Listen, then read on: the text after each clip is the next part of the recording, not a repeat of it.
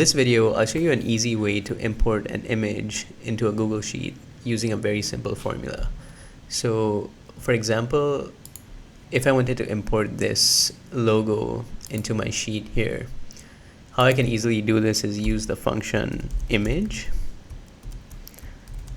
and then in open and close quotations, just copy paste the link into this function here, and then hit enter. So there you have it. You're able to import an image automatically into the sheet using this simple function.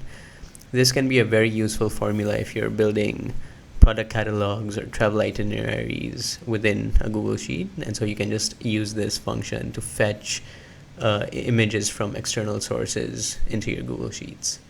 So if you found this video helpful, don't forget to like and subscribe.